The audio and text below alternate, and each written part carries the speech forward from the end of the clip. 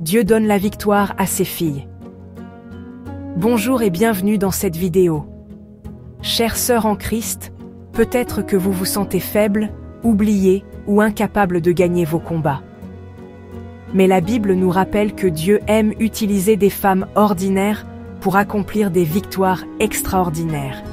Déborah, Jaël, Esther, Marie, autant de femmes qui, par leur foi et leur courage, ont changé l'histoire.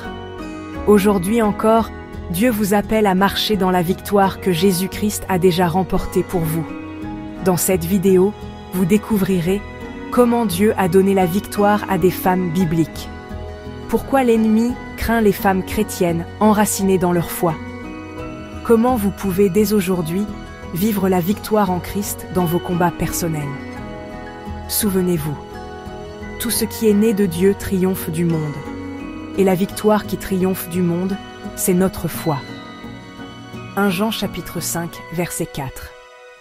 Si le cœur vous en dit, dites-moi en commentaire. Quelle femme de la Bible vous inspire le plus dans votre marche de foi? Dans quel domaine de votre vie avez-vous besoin de victoire aujourd'hui?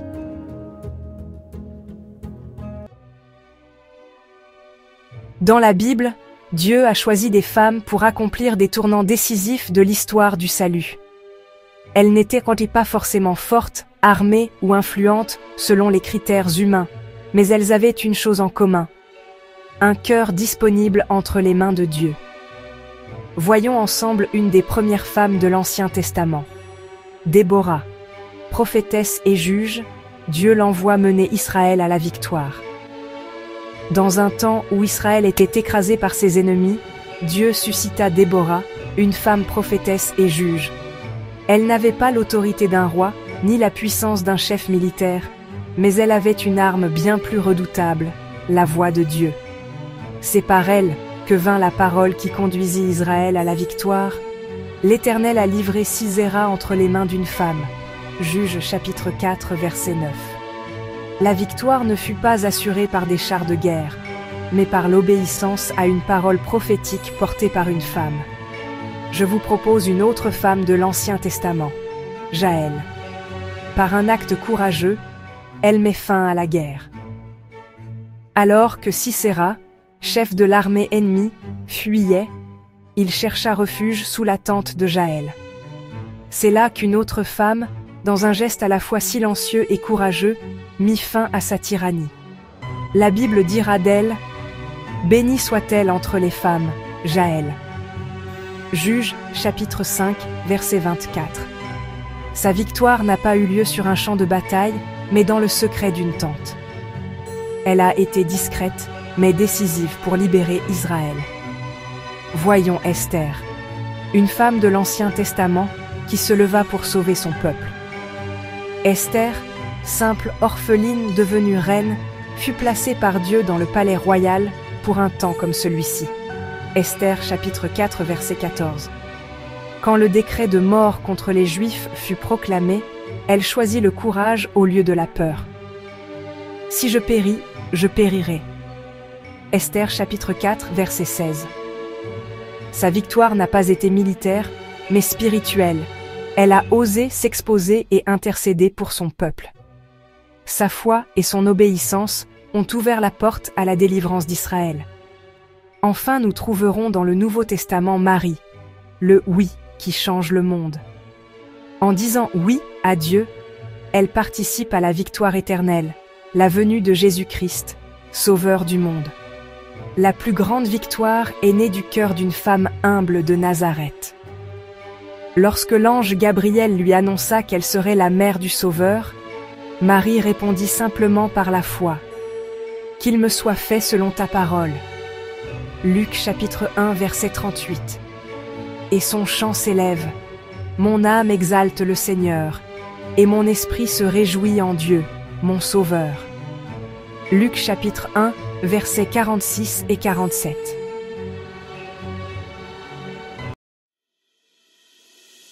Depuis le commencement, l'ennemi sait.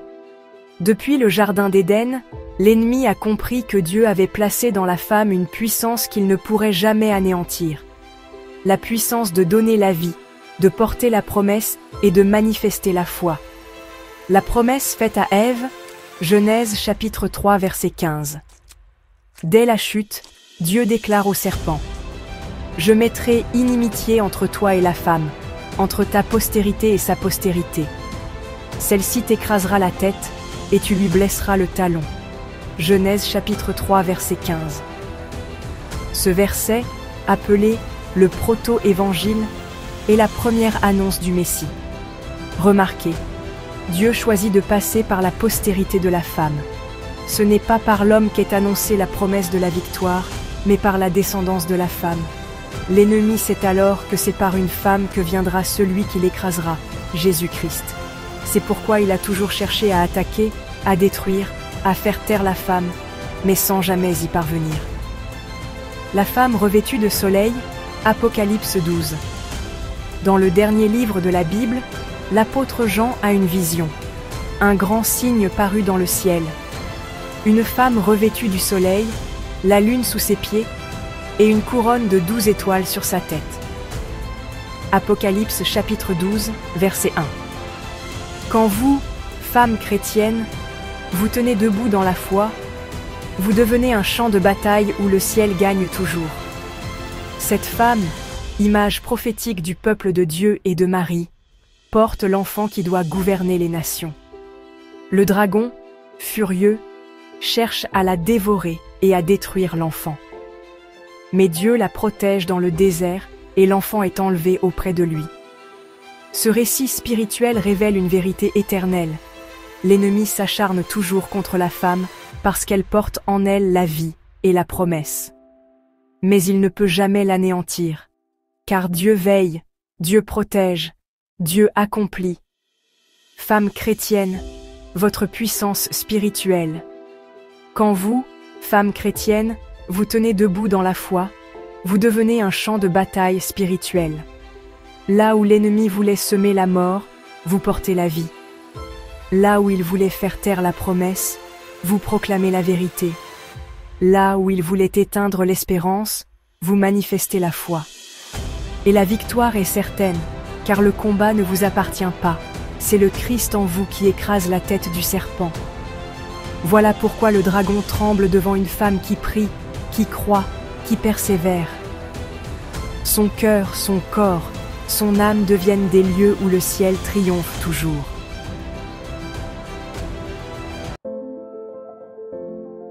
Chères sœurs en Christ, votre victoire n'est pas seulement une promesse lointaine pour un jour futur au ciel. Non, elle commence dès aujourd'hui, là où vous êtes, dans vos luttes, vos choix et votre foi. Premièrement, une victoire fondée sur la soumission à Dieu. La parole nous dit: « Soumettez-vous donc à Dieu, résistez au diable, et il fuira loin de vous. » Jacques chapitre 4, verset 7. Votre première victoire est intérieure. Vous confiez votre vie à Dieu. Quand vous choisissez l'obéissance plutôt que la rébellion, la confiance plutôt que l'angoisse, vous désarmez déjà l'ennemi. Résister ne veut pas dire lutter par vos propres forces, mais rester enraciné en Christ, celui qui combat pour vous. Deuxièmement, une victoire enracinée dans la foi. Jean écrit: « Tout ce qui est né de Dieu triomphe du monde. » Et la victoire qui triomphe du monde, c'est notre foi. 1 Jean chapitre 5 verset 4. Votre victoire ne dépend pas des circonstances, ni de vos capacités, mais de votre foi en Jésus-Christ. Croire, c'est déjà vaincre, car croire ouvre la porte à l'action de Dieu. Là où vos yeux voient l'impossible, votre foi proclame: avec Dieu, tout est possible. Troisièmement, les marques concrètes de votre victoire aujourd'hui. Votre victoire, c'est d'abord un chemin quotidien, parfois discret, mais puissant. Résistez à la peur et au mensonge. Quand l'ennemi vous murmure que vous êtes faible, rejeté ou seul, vous répondez avec la vérité de Dieu. Je suis aimé, je suis choisi, je suis racheté par le sang de Jésus. Priez même quand tout semble perdu. Votre prière n'est jamais vaine. Chaque mot, chaque soupir monte devant Dieu comme un parfum.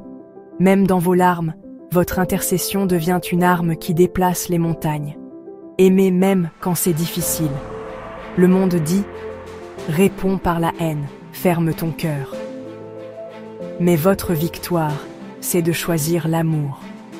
Car aimer, c'est participer au cœur même de Dieu, et rien n'est plus puissant que son amour. Marchez avec assurance dans votre identité de fille du roi. Vous n'êtes pas une orpheline spirituelle, vous êtes héritière du royaume. Votre valeur ne dépend pas du regard des autres, mais de celui qui a donné sa vie pour vous. Alors, levez la tête, marchez dans la dignité et la confiance. Vous êtes une princesse du roi des rois. Votre victoire est déjà en marche. Chère femme chrétienne, la lumière du monde. Votre victoire n'est pas seulement au bout du chemin. Elle est en vous. Elle grandit chaque jour que vous choisissez de rester attaché à Jésus. L'ennemi peut encore tenter, mais il ne peut pas vaincre, car la victoire appartient à Christ, et vous appartenez à Christ.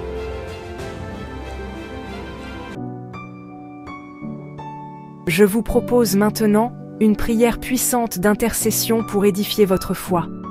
Seigneur Tout-Puissant et plein d'amour, je t'élève aujourd'hui chaque femme qui entend ma voix.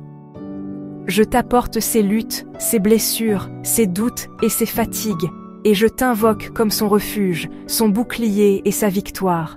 Remplis-la d'une foi vivante, une foi qui déplace les montagnes. Donne-lui le courage de résister aux mensonges de l'ennemi et la force de marcher chaque jour dans la lumière de ta vérité.